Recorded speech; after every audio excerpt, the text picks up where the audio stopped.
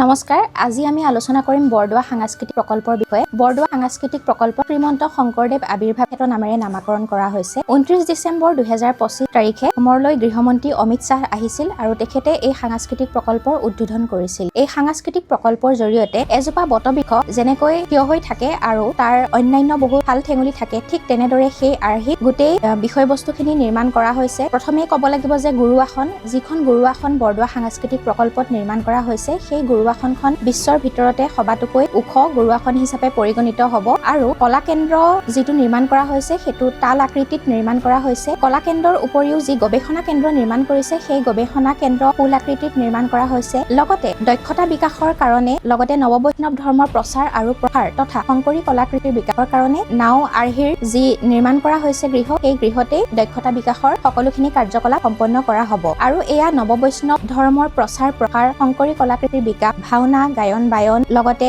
বৰগীত, আমাৰ আপুৰুগীয়া যি অসমীয়া কৃষ্টি সংস্কৃতি আছে সেই গোটেইখিনি গুৰুজনাই দি থৈ যোৱা সমূহ বিষয়বস্তুখিনি সামৰি নিৰ্মাণ কৰা হৈছে আৰু পুনৰ বিকাশ প্ৰকল্পটিৰ ব্যয় হৈছে 228 কোটি টকা। আৰু লগতে শ্ৰীকৃষ্ণৰ যি দশৱতাৰ নৃত্য আছে সেই দশৱতাৰ নৃত্যৰ আৰ্হিত নুৰুদ্দিন আহমেদ আৰু তেওঁৰ দুই পুত্ৰ দীপ আহমেদ আৰু ৰাজ আহমেদে নিৰ্মাণ কৰিছে আৰু এয়া আমাৰ অসমবাসীৰ কাৰণে খুব ভাল কথা। আৰু এই গোটেই বিষয়বস্তুখিনি বিশ্ব দৰবাৰলৈ লৈ যোৱাৰ ক্ষেত্ৰত আমাৰ অসমৰ প্ৰত্যেকজন নাগৰিকৰ যি ভূমিকা সেয়াও উল্লেখ কৰিবলগীয়া। ধন্যবাদ।